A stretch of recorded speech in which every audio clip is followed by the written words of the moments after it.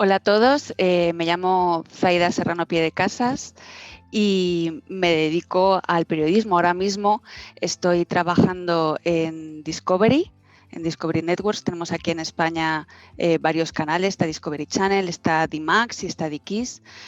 Pero bueno, yo empecé ya en el Pleistoceno prácticamente. Estudié Ciencias de la Información, me especialicé en Comunicación Audiovisual y la verdad es que tuve mucha suerte y pude empezar a trabajar pronto. A trabajar pronto, evidentemente, como becaria o como redactora junior, que se llamaba antes. Estuve en varios programas, en Antena 3 y sobre todo he estado también en Televisión Española y en Telecinco, que es donde he desarrollado gran parte de mi carrera antes de saltar a Discovery. En Telecinco he hecho programas que seguro conocéis y habréis visto que generan bastante polémica, como fue Aquí hay tomate y Sálvame. En ellos he sido reportera, he sido redactora y he sido guionista. Entonces, a pesar de las muchas críticas que puedan tener este tipo de programas, lo cierto es que te enseñan todo. Son como las trincheras de la televisión. Tienes que reaccionar muy rápido, ser muy directo y tener muy presente que en cualquier momento hay que cambiar todo. O sea que la improvisación siempre preparada es la que mejor sale. Después de esto ya di el salto a... Pasé de trabajar para productoras de televisión, que son las que crean contenidos, a una cadena, que es el cliente, por así decirlo, de las productoras. Es el gran contenedor donde todos esos programas aparecen.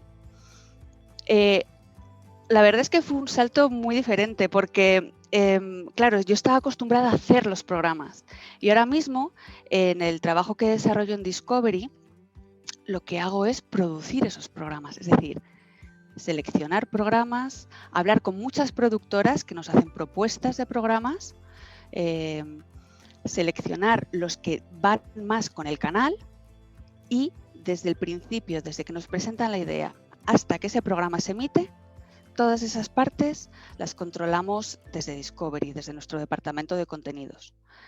Y es cierto que te da una visión, el haber estado antes en una productora y ahora en un canal de televisión, te da casi una visión 360 de lo que es el mundo de la tele. Y es muy enriquecedor, porque, bueno, también porque empecé más joven, claro, tú te dedicas a lo que te dedicas, estás en un programa, en una sección que te encargan, como guionista, como redactora, y claro, te pierdes, estás como con un foco muy claro y te pierdes las otras partes que hay del todo. Es decir, cómo se construye, por ejemplo, una parrilla de televisión. Todo tiene que tener una cierta coherencia según los intereses de cada canal. Si es Mediaset o es Telecinco es de una manera, si es de Antena 3 es otra. O sea que luego cada canal tiene una personalidad propia. Y ahora en D-Max, por ejemplo, en Discovery es otra. Entonces hay que buscar siempre esa coherencia dentro de los contenidos para que el espectador se pueda sentir identificado, sepa lo que va a ver y sepa lo que jamás va a encontrar en tu canal. ¿Qué más os puedo contar? Vale, ya aquí me he parado, perdona. Es que ya lo mismo. Vale, una de las partes más importantes que yo creo que es en lo que creo que os tenéis que centrar todos vosotros es que al final el periodismo o el cine o la ficción al final se resume en una sola cosa, que es contar historias. Y eso lo puedes hacer de 1000 maneras diferentes. Puedes contar historias, evidentemente, en una peli, ¿vale? Que es como lo más claro que tenemos, en una serie, que es una historia que tienes que aguantar y tienes que mantener durante muchos episodios. Puedes contar una historia en un documental y luego incluso puedes contar historias dentro de un programa de televisión. Un programa de televisión, como puede ser un magazine televisivo, como puede ser Ana Rosa, puede ser Sálvame o lo que sea, forman parte de ello varias secciones. Dentro de esas secciones hay microhistorias. Y al final todo tiene que tener un inicio, un desarrollo y un final. Y a ser posible, y si lo haces bien, varios giros entre medias para sorprender al espectador. Entonces, con esa base de contar historias, todo lo que habéis hecho hasta ahora y lo que vais a hacer, los cortos que hacéis, los videoclips, creo que eso es algo que tenéis muy claro, pero que nunca tenéis que perder de vista. Incluso cuando queréis hacer algo súper experimental, que es fabuloso, nunca perdáis eso de vista. Es qué queréis transmitir, a quién os dirigís y finalmente qué impacto queréis tener. Entonces, yo creo que con esas bases, al final, es algo, parece sencillo y no lo es, pero es algo tan simple como contar cuentos, contar ficciones o a veces realidades de personas. Pero al final es lo que nos ha movido desde los albores de la humanidad, cuando estaban en Altamira pintando los bisontes. Al final querían dejar marcadas unas historias, cosas que les pasaban. Y esa debería ser la base de todo. Para eso, los medios que os dan en las escuelas y en los institutos tienen que ser clave. Es decir, no hace falta tener las mejores cámaras ni los mejores equipos de edición si tú no tienes antes una buena idea. Entonces, las buenas ideas se sacan adelante como sea. Eso es seguro.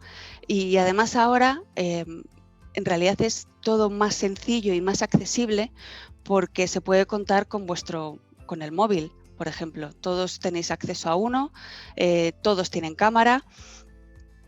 Entonces lo que tenéis que hacer es, primero, antes de poneros a grabar o lo que sea, tenéis que sentaros, hablar e intentar desarrollar la estructura de la historia que queréis contar. Y eso lo podéis hacer perfectamente.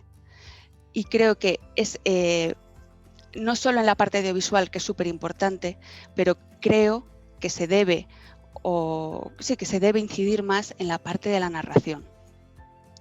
Es en esa parte fundamental en la que todos los engranajes se van uniendo unos a otros y al final es una maravilla de repente cuando le das al play y los ves todos avanzar uno detrás de otro. Y no tengáis miedo de buscar lo más original del mundo. Muchas de las mejores historias son las que se han contado una y otra vez. Lo único que tenéis que contarlas a lo mejor con perspectivas diferentes, de maneras diferentes, con puntos de vista que no se hayan tratado hasta ahora, pero no empecéis intentando, voy a contar la historia que nadie ha contado o voy a intentar transmitir el mensaje. No, vamos a empezar por lo básico, que es aprender a contar una buena historia.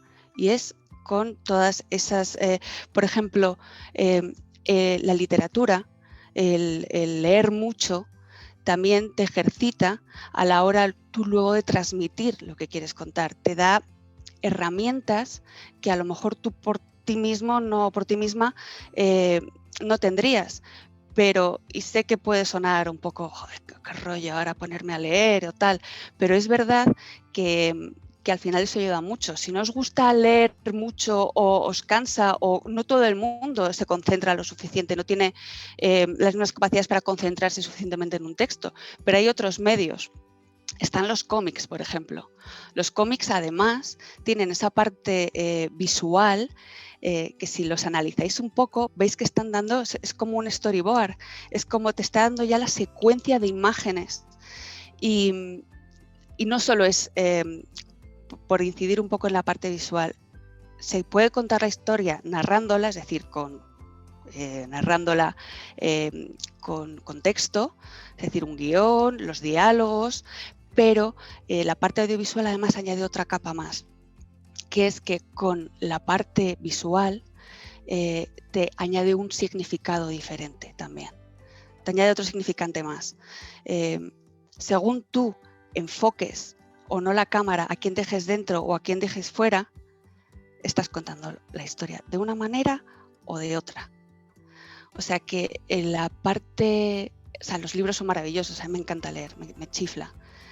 Y eres tú el que estás poniendo las imágenes en tu cabeza. De una manera las trasladas de una manera inmediata.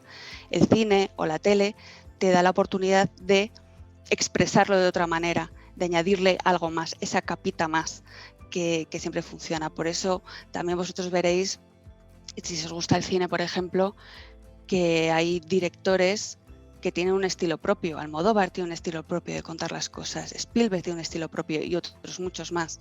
Y es interesante también que en los coles se pueda analizar también eso. Las artes audiovisuales solo pueden tener un impacto positivo en vosotros, en todos los estudiantes, en todas las personas. Te aportan algo que puede ser muy abstracto, porque por eso se ponen tan en cuestión o por eso se eliminan a veces de los sistemas educativos y tal, porque es abstracto y no se puede valorar a veces en notas y en puntuaciones. Pero al final lo que hacen es moldearte siempre a mejor, a ser mejor persona, a tener una serie de conocimientos. Sobre todo, yo creo que lo principal es que desarrollan todas y cada una de ellas la empatía. Hacen que nosotros nos podamos identificar contigo y contigo, que yo me pueda identificar contigo porque me estás contando algo, porque estás tocando una pieza de música, porque has grabado un vídeo que me ha llegado y que a lo mejor me descubre cosas que yo no conocía. Y no solamente cosas, no solamente información, sino también sentimientos. También son vehículos a través de los cuales puedes articular pensamientos y sentimientos que de otra manera, por circunstancias de la vida, porque cada uno tiene sus circunstancias y tiene sus movidas en casa, no puede desarrollar ni puede hablar. No son solo una vía de escape, que también lo son una parte fundamental que os va a marcar para el resto de vuestras vidas, para llegar a ser la mejor versión de vosotros mismos. Y bueno, con esto me despido. Muchísimas gracias por dejarme participar y espero que os vaya a todos muy, muy bien.